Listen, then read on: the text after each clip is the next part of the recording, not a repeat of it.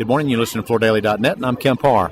I'm at Hospitality Design Show in Las Vegas, and I'm in the Brintons booth, and I'm with Don Coates, who's the managing director. Don, how you doing? I'm doing very well, thank you. A bit tired. Been a long day.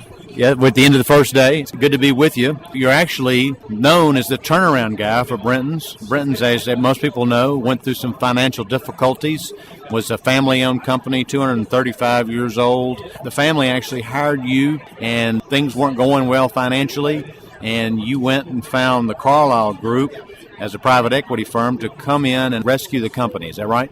Yeah, that's just about it. It's a kind of short version. It's a complicated story, but that's the essence of it. Carlyle came in, the business had run out of money, it had been hard hit by the financial downturn. Some mistakes have been made over the last decade, I would say, after a very successful couple of 100 years running the business. So we needed to find a good owner who was prepared to invest in the future of the business. And having found an owner who's prepared to back the business, I would say the turnaround has been a great success, but I would say it's been very much a team effort. There's a great team of people at Brintons who love the product, love the business. And although we went through a financial difficulty, we never stopped making carpet. We never stopped looking after our customers. What we've been doing is sorting out our financial problems, our cost base, and getting our people focused in terms of delivering profitable projects. And that's why the business today is in good shape. We're investing in our factories. We're investing in new design collections you're seeing here today. Wonderful stuff. And I think we've won round one of this turnaround now, and we're trying to grow the business. Yeah. Well, you're right here in the center of the show. Let's just, for those people who don't know, Axminster carpet is a woven carpet, and I guess the majority of it is used in hospitality because it lasts a lot longer than either tufted or printed carpet, right? That's correct, yes. Very hard wearing. Yeah. So it costs a little bit more up front, but if you do a life cycle analysis, it's easy to justify the little bit more upfront cost to buy a woven Axminster product, right? You got a job in sales, Cap. We'll hire you. That's exactly what we keep saying to our clients. Yeah. And it's true, of course. And also, the other advantage of woven is that all the options it gives you in terms of design, you can create, a painting on the floor, as the guys say here. Really wonderful, original, creative designs. The designers love it. So it's a wonderful medium to work in.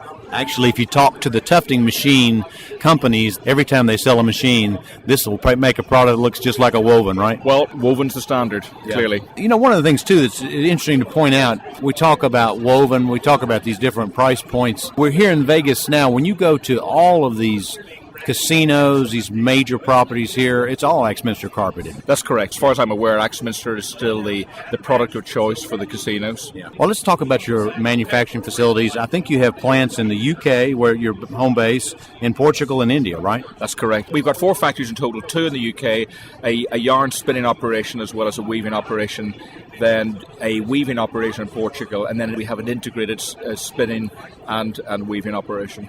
And when we talk about market share for Axminster, you're the global leader, aren't you? Yes. Hard to get really hard facts on that, but we know there's a long tail of very small weavers.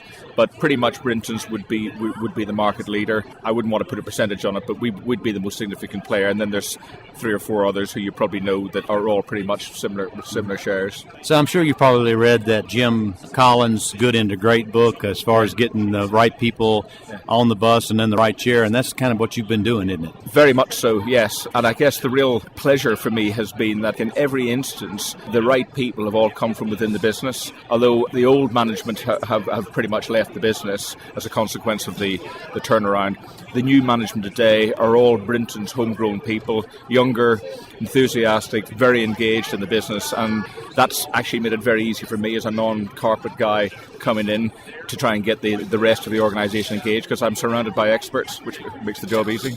Well, let's talk briefly about your background. Before you got hired by the family to take over as managing director of Brintons, what were you doing? I was CEO of a paper and packaging group, a listed business actually on the London junior stock market called AIM.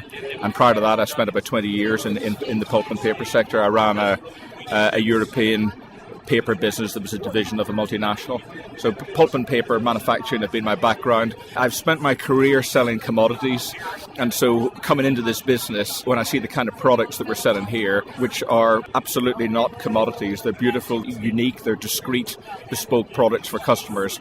I've tried to persuade our guys that the one thing we shouldn't do is sell these as commodities because they're wonderful, beautiful products. Very exciting. And I think that's probably been part of the turnaround, isn't it? You're focusing on profitability and not chasing revenue, right?